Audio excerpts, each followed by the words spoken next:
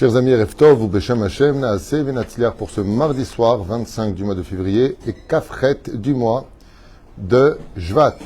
Bezrat Hashem, ce shiur nous est offert, que Dieu les bénisse, par la famille Elofer, pour l'élévation de l'âme de leur maman, Denise, Dina, Elofer, née Brami, Bat Saada, Solika. Roi Hashem, Tenachena, Began Eden, Elion, Vechol Ashorvot Imah, Bichlal, Arachamim, Vaselichot, Vechen, Yehi Ratzon, Venomar, Amen. Et que le mérite de cette étude y allait et nishmata mamash que Zohar Arakia Began Eden Elion. Notre mère avait un cœur immense qui ne connaissait aucune limite, un cœur fait de chair. Elle donnait d'elle à sa famille, à ses amis et à toute sa communauté. Elle donnait toujours sans compter. Son amour et sa lumière continuent de rayonner à travers nous. Qu'Akadosh Baruch Hu bénisse aussi le Rav Tuitou pour nous donner accès à ces cours partout dans le monde. C'est gentil de penser à nous, mais c'est pas que mon travail, c'est le travail d'abord d'Hachem, c'est la Torah de Dieu. Si cette Torah vous fait avancer, c'est lui qu'il faut remercier. En même temps, moi je transmets avec toute une équipe derrière, mon épouse, Baruch Hashem, que Dieu la bénisse. Le Rav, il y a Lionel, le Rav Inon, Baruch Hashem, Naomi, une belle équipe, on est nombreux, Todalael. Aussi un bon zivoug et santé pour Lisson et Lisheva Badenis Dina, pour ses enfants Sarah Dina et Shulamit Mazal et Teshuva. Un shalom bayit pour Michael Abba, une refoua shlema pour Yichiel et toute sa famille, un bon shidduch pour Léa Batia, un bon mazal pour Nathanel, David et sa famille, ainsi que Oradina et toute sa famille. Et Kolam Israël Bezrat Hashem. On voit ici vraiment Esther Batiael, pardon, ça c'est autre chose. Elofer, que vous êtes à l'image de votre maman, vous avez un très très grand cœur, que Dieu vous bénisse.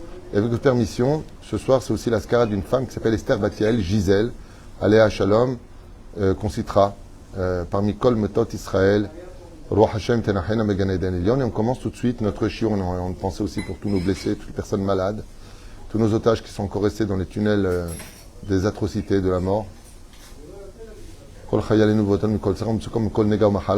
Et avec ce shiur, nous commençons, Bezrat Hashem, à partager avec vous cette délicieuse étude. Nous sommes dans la paracha de Teruma, qui parle du don de soi. Les Krulet Trumati. Akadosh Baruch Hu nous donne absolument tout, tout vient de lui, on ne peut rien lui apporter.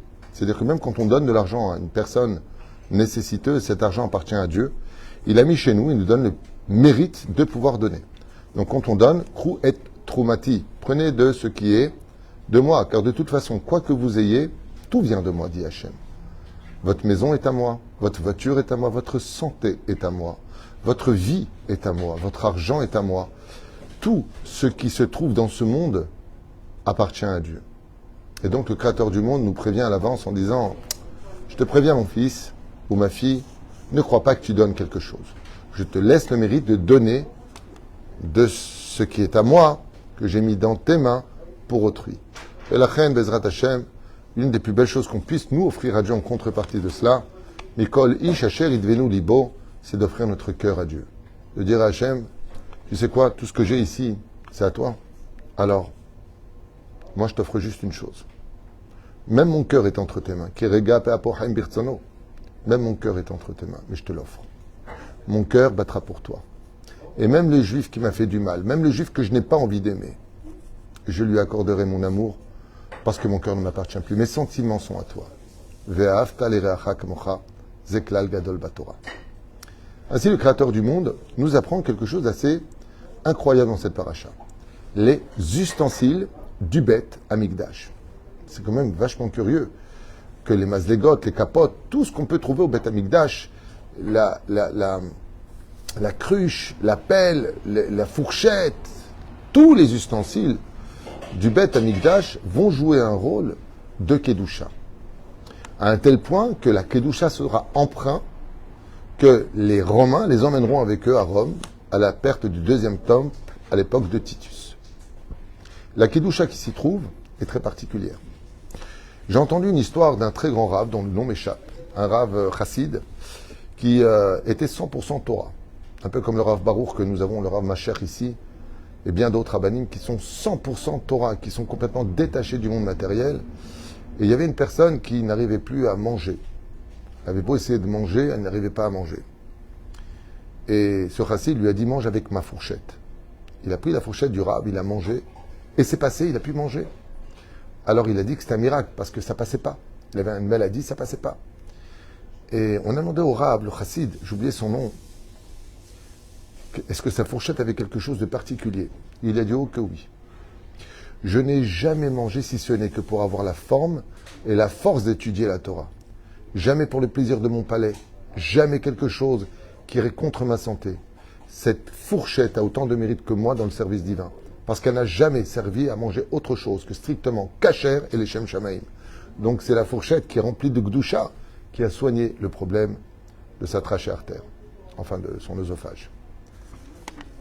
Il y a beaucoup d'histoires comme ça, en tout cas celle-là je l'avais lue, je voulais la partager avec vous. Les ustensiles du Beth Amikdash, eux aussi étaient empreints d'une grande kedusha et existent de façon spirituelle dans le temple d'en haut, spirituellement. Car Akadosh Baruch Hu tient à aussi résider dans la matérialité de chacune de nos possessions. Ce qui fait que même ce que nous avons, que ce soit les ustensiles, que ce soit les casseroles, que ce soit les poêles, que ce soit les couverts, Akol Me'ito Itbarach. Même ça, ça doit être Mekudash le Akadosh Baruch Hu. Ce qui fait que dans une cuisine, quand vous avez par exemple, vous avez remarqué, les couverts de lait, les couverts de viande, les assiettes de lait, les assiettes de viande, les casseroles de lait, les casseroles de viande. Vous voyez que notre Torah va être spécifique dans le domaine du respect de la Torah et de ses commandements pour bien nous faire réaliser que quand on respecte la cacheroute, on permet à Kadosh Baruch Hu de résider même dans les ustensiles, dans notre four. Un four ne peut pas servir et pour le lait et pour la viande, c'est ou l'un ou l'autre. Sinon, il faut faire un nettoyage comme Pessah, c'est très spécial. Les plateaux ne sont pas cachérisables. Vous voyez qu'il y a beaucoup de lois qui nous accompagnent, surtout pour la première fête juive, la fête de Pessah, on doit cachériser essentiellement la cuisine. Essentiellement la cuisine. Pessah, la sortie d'Égypte. Oui, le Créateur du monde ne réside pas qu'à travers la Torah, qu'à travers le juif, qu'à travers ses mitzvot, qu'à travers sa maison et son cœur. Il réside aussi même dans les choses qui pourraient paraître pour nous les plus banales et qui n'ont rien à voir avec le côté religieux. Comme vous l'avez bien compris, dans les autres religions, par exemple, sans parler d'eux. Mais à part le fait que toi tu y crois, il n'y a pas de sanctification de ta propre maison. Tu peux tout à fait faire ce que tu veux chez toi et croyez en moi et vous serez sauvés, ou alors tu crois en une divinité, tu respectes là-bas dans le temple chez eux, mais quand tu rentres chez toi, tu t'habilles comme tu veux, tu fais ce que tu veux. Chez nous, non, tu ne peux pas. Les ustensiles que tu as sont astreints à des lois extrêmement minutieuses et précises. Parmi cela, et cette fabrication des ustensiles, il y a aussi les fameux krachim. Alors les krachim sont des planches de bois. Et ces planches de bois ont une longue histoire. C'est ce qui permettait de fermer les murs, s'il vous plaît, si vous préférez, du tabernacle, du Mikdash, à l'époque de Moshe Rabbeinu. Et le bois qu'on devait utiliser ne pouvait pas être n'importe quel bois. C'était du bois de Hérez, donc du cèdre. Pourquoi du cèdre? Parce que ce sont des planches qui sont extrêmement dures et solides. Et effectivement, pour avoir un mur yatsiv qui tienne, il faut un bois spécial. Tu ne peux pas prendre un bois qui est trop souple ou qui est trop fragile. Il se casserait. Surtout qu'il a été monté, démonté 42 fois. Il y a eu 42 stations pendant ces 40 ans dans le désert. Donc le monter et le démonter exigeait d'avoir un bois qui soit très solide. Et c'est de ça que j'aimerais vous parler à propos de ces planches. D'où est-ce qu'elles viennent? Le Midrash nous explique que le Harazim, le Etz HaChazim, n'a été créé que pour la construction du Beth Amikdash, du Mishkan. Et que nous ne pouvions pas l'utiliser pour autre chose, comme c'est rapporté aussi dans la Gemara. Ce bois est très dur et très solide, et il ne servirait pas à autre chose que cela. Lama, Maasiba. Dans la Gemara de Masechet Ta'anit, Bedaf Aleph, Slicha, il est marqué là-bas, Le'olam ye Adam, rar kekane, velo ye caché ke'erez. À tout jamais, une personne se devra d'être à l'image du roseau, et surtout pas à l'image du cèdre, lama, parce que le roseau, lui, dans les intempéries, il est empreint de souplesse et d'humilité, il est plus ou moins vide à l'intérieur, il représente l'humilité, et il sait se plier, ce qui fait que le roseau a quelque chose de très significatif au niveau moral. Tandis que le bois de Hérez, donc Hérez qui est aussi un prénom israélien qu'on utilise, qui veut dire cèdre, eh bien, il représente le côté dur, têtu, impartial, glacial. Il ne bouge pas de ce qu'il est. Et donc, malheureusement, pour lui, quand il a de très fortes intempéries, malgré le fait qu'il soit très dur, il se brise beaucoup plus facilement. Et c'est ce que nous enseigne la Gemara dans Masechet Avot. Omdim tzfufim umishtahavim revachim. Le Baal HaTanya alav shalom explique, Mazé cette Mishnah, Omdim tzfufim umishtahavim revachim. Au Beth Amikdash, pendant les Shalosh Regalim, où tout le peuple d'Israël se devait de monter à Jérusalem, en famille, personnes âgées comme les personnes les plus jeunes du peuple d'Israël, on se tenait tous dans une petite cour, mais on parle de millions de personnes. Ce qui fait qu'on n'arrivait pas à rentrer. Omdim tzfufim, on se tenait serrés les uns contre les autres au point de ne plus pouvoir respirer. Il n'y avait pas d'air. Mais quand il s'agissait de se prosterner devant Hachem, ou mishtahavim revachim, il se passait un miracle au sein du sol, où chacun avait arba amot misaviv lo. Ce qui fait que quand on se prosternait devant Hachem, bizarrement, si on est tous serrés les uns contre les autres, il nous est impossible de nous prosterner. Mais un miracle s'opérait à travers cela, et on pouvait, Baruch Hashem, tout simplement respirer. Le Baal HaTanya, l'Admor HaZaken nous dit, ainsi c'est dans la vie, si tu te comportes comme un hérez, c'est-à-dire comme un cèdre, à être dur, à être têtu, à rester toujours sur tes positions, à ne pas comprendre les autres, à imposer ta façon d'être, alors ta vie elle sera tzfufim, tu ne seras jamais heureux. Mais par contre, si tu es mishtahavé, si tu sais écouter les autres, même si tu as raison, tu sais être souple, tu sais arranger, trouver le droit chemin, être celui qui va arranger, celui qui ne va pas participer aux disputes, au contraire, qui va chercher à les arranger, alors sache une chose, tu ressembles à Mishtahavim, celui qui se prosterne, celui qui sait se plier en deux dans ce monde, aura toujours de quoi respirer autour de nous, nous explique le Baal HaTanya. Ve'alken, et c'est pour cela, Loaya Adam Raoul Ishtamesh Be'arazim, il n'était pas bon pour un homme d'utiliser les Arazim, si ce n'est que pour le Beth Amikdash. Pour le Beth Amikdash, oui, il faudra être dur, il faudra être têtu, il faudra être impartial. Barmedarim Morim, Liot caché, Vetov Verach. Pourquoi?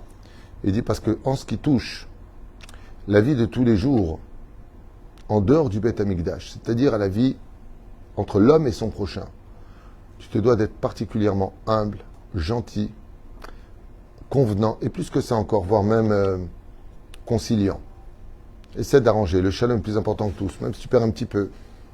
Mais quand il s'agit de la Torah et des mitzvot, quand il s'agit de Dieu, Shabbat Kodesh, manger kasher, sois comme le Hérez, sois comme ce cèdre qui lui a permis au Mishkan de tenir pendant toutes ces années. Ça veut dire que dans la vie, il faut savoir jongler entre le roseau et le cèdre. Tant qu'il s'agit de ton honneur personnel, tant qu'il s'agit de toi-même et de ton ego, sois comme un roseau. C'est pas grave, il t'a dit, il t'a critiqué, il a fait... Prends pas en rigueur. Mais quand il s'agit de l'honneur de la Torah et de Dieu, là par contre, n'oublie pas la paracha de Teruma. N'oublie pas que Dieu a demandé que les murs qui protégeront les ustensiles à l'intérieur du Mishkan soient faits de Hérez.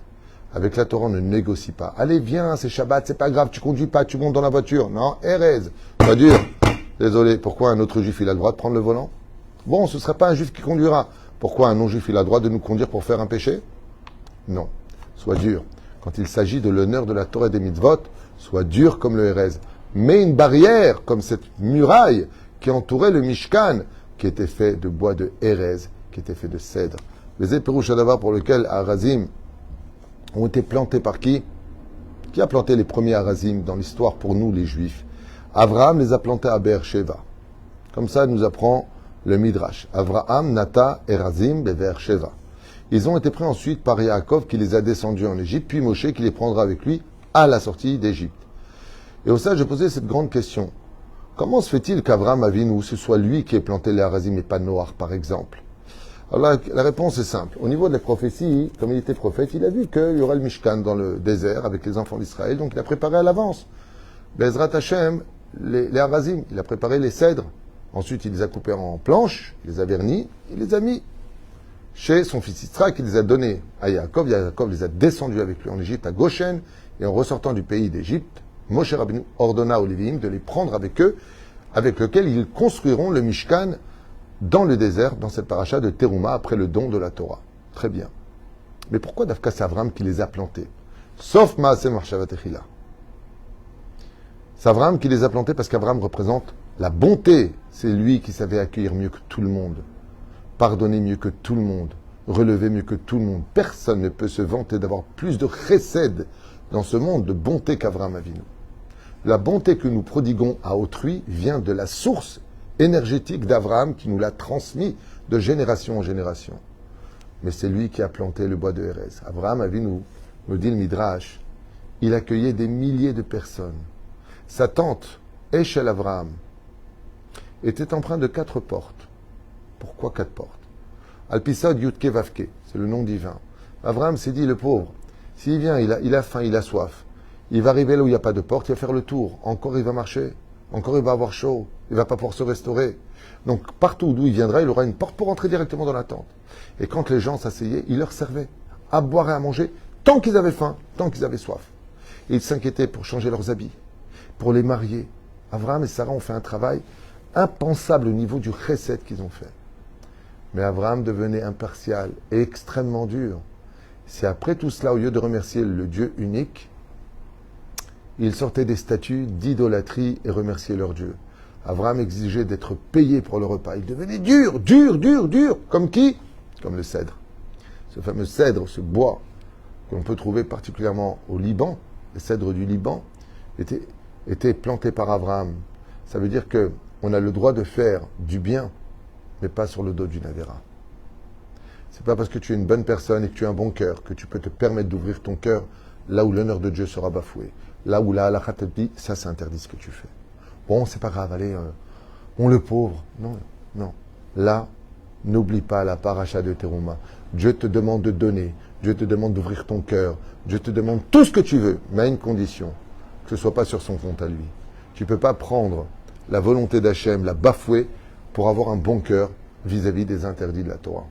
Si tes ustensiles étaient empreints d'une telle kedusha que le Créateur y résidait, à plus forte raison, quand il s'agit de savoir mener à bien, quand tu as 2 rênes dans les mains. Tu as une reine à droite, une reine à gauche. Dans la vie, il faut savoir donner, il faut savoir dire non, s'il ne faut pas donner. Si ce que je vais te donner, comme quelqu'un qui m'a dit, ce que je peux inviter pendant Shabbat, il va venir en voiture le midi, et il fume, et il vient avec une personne qui est interdite selon la logive, et ainsi de suite. Je dis non, tu peux pas. Non, tu peux pas. Pour inviter quelqu'un qui met halal Shabbat, il faut lui donner la possibilité de ne pas enfreindre le Shabbat. Et si de lui-même, il décide d'enfreindre le Shabbat, c'est son problème entre lui et Dieu. Donc par exemple, il vient le vendredi soir, il a une chambre. Il peut dormir, mais lui, il a décidé de ne pas dormir. Dans ce cas-là, avec à force de Shabbat, peut-être qu'il va finir par faire Shabbat. Il va écouter les Dvar Torah, il va écouter les chansons de Shabbat, il va avoir l'ambiance familiale, le respect, que c'est vraiment agréable. Il va peut-être être un peu jaloux au début. Moi aussi, je voudrais bien ça. Mais si tu dis, ah non, mais tu viens à Shabbat, il n'y a pas de place, et c'est sûr qu'il repartira en voiture, al-pi al-chaza assour. Il finira à hiver, le titan mirchol. Tamesa avera, tu l'aides à faire des avérotes. Dans ce cas-là, on l'invite pas. Alors quoi, on l'invite pas? Non, on l'invite pas. Il y a une question qui m'avait été posée l'an dernier, lo alen velo alechem. Chez l'Oneda. Et je sais que ça va peut-être fâcher certaines personnes ce que je vais dire, mais je parle de Torah. Je m'excuse à l'avance de blesser Chaz Shalom, c'est pas mon but. Mais je parle de Torah. On est dans un cours précis, avec des références précises. Je parle en tant que rabbin. Je ne parle pas en tant que philosophe ou homme de science. D'abord, je ne le suis pas. Donc, de toute façon, je ne pourrais pas le faire. On m'a appelé l'an dernier pour Pessah. Et on m'a dit, voilà, mon frère aime un autre homme. S'il vient Pessah, il viendra avec son compagnon. Nous, on est religieux, on a des enfants. C'est mon frère. Mes parents sont décédés. Qu'est-ce que je fais? Est-ce que je l'abandonne? Est-ce que je le prends? Je dis, pourquoi tu parles d'abandonner? Pourquoi il t'a dit qu'il est abandonné, lui? Lui, il vit très bien sa vie. Mais est-ce que ton frère t'a demandé de ne pas le juger? Ah oui, il m'a mis les points sur les i. Hein. Je fais ce que je veux, j'aime qui je veux, je. Et attention, tu me juges. Hein. Faut être universel, l'esprit ouvert. Je lui dis, c'est pour ça que tu ne peux pas l'inviter à Pessah. Tu peux l'inviter s'il vient seul, mais qu'il amène son compagnon à table. Chez nous, les Juifs, fête de Pessah, avec tes enfants autour. Ni Pessah, ni ailleurs, derrière Chagav. Qu'est-ce que tu vas dire à tes enfants? Tu les éduques au Talmud Torah. Comment tu peux faire une chose pareille? Il m'a dit, mais ça va être dur pour moi. Et je lui ai dit l'an dernier, c'est pour ça que les planches de bois étaient faites de Hérez. Il y a des moments dans la vie où il faut refermer son cœur. Pas parce qu'on n'aime pas l'autre, pas parce qu'on le juge, parce que selon la Torah, ce n'est pas moral. Ouais, mais j'ai de la peine. Tu as raison. Pour ça, il y a les roseaux. Il faut être humble. Il faut prier pour lui, Bezrat Hashem, qui trouve son amour. Mais on ne peut pas, sous prétexte d'avoir un bon cœur, enfreindre des interdits de la Torah. De qui plus est, ton frère est dur. Et il te dit ouvertement, personne ne juge. Et il veut dormir avec son compagnon dans la chambre, chez eux. Que tu fasses ce que tu veux chez toi, tu fais ce que tu veux, c'est entre toi et Dieu. Même si on est tous garants les uns pour les autres, on va aussi le payer. Mais de là à l'imposer comme spectacle aux yeux des enfants, comme ils le font en France aujourd'hui, j'ai vu des vidéos impressionnantes où on apprend à nos enfants de 11 ans, 11 ans, comment faire comme ça, où le lit, et plusieurs personnes, et par devant et par derrière. Comment on peut faire des choses pareilles à nos enfants?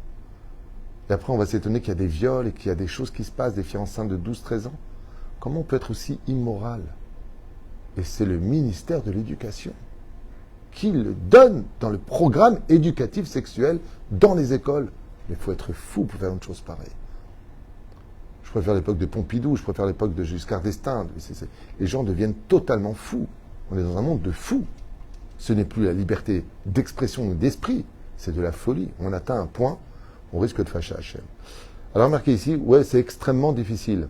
Ça dépend pour qui on travaille, madame. Si on faisait passer l'honneur de Dieu avant notre honneur personnel et nos sentiments qui sont très souvent trompeurs, ce ne serait pas difficile du tout. Pas difficile du tout. Imaginez que Dieu vienne en rêve vous voir en vous disant « Je ne veux pas que tu fasses ça, ça me fait du mal dans le ciel. » Vous verrez que ce ne sera pas dur. Si on croit vraiment à Hachem, c'est pas dur. Si on croit vraiment à la Torah, c'est pas dur.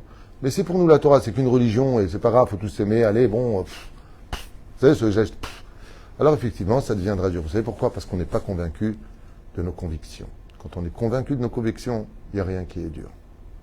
Une fois de plus, encore une fois, je m'excuse, je suis blessé, vexé, c'est pas mon but. Juste partager de la Torah pour vous. Avec vous, Bezrat Hashem. Et la Torah est vraie. C'est à nous de nous plier à sa volonté. Que cette étude que je trouve assez belle, ce très beau chiour, élève l'âme de cette tzadika, Denise Dina Elofer, née de Brahmi, Bat Saada, Solika, Aléa Shalom, Roch Hashem, Tenachena, Began Eden Elion. Avec votre permission, je rajouterai ce soir la Haskara de Esther Batiel Gisèle, Aléa Shalom, Kol, Bene Israël, Shalchou le Bet Olamam. Que de bonnes nouvelles, Yeshua Venechamot. Merci d'étudier et de partager. Et surtout, moi, je vous donne un conseil, si vous voulez écouter un conseil d'amis, parce que, encore une fois, vous invitez qui vous voulez, vous faites ce que vous voulez. Moi, je ne suis pas ni votre conscience, ni votre âme. Mais demandez à vos rabbinim, avant d'agir, tout comme vous appelez un médecin, pour savoir quel médicament il faut prendre, vous lui faites confiance. Et pourtant, vous ne lui demandez pas où est-ce qu'il a pris la médecine. Alors, faites aussi confiance à tous ces rabbinim qui vous aiment et qui n'ont aucun intérêt personnel, si ce n'est que de vous protéger de la faute et de veiller à l'honneur de Dieu, à l'image du roseau et aussi du cèdre. Kol Tuv, Veleitrat.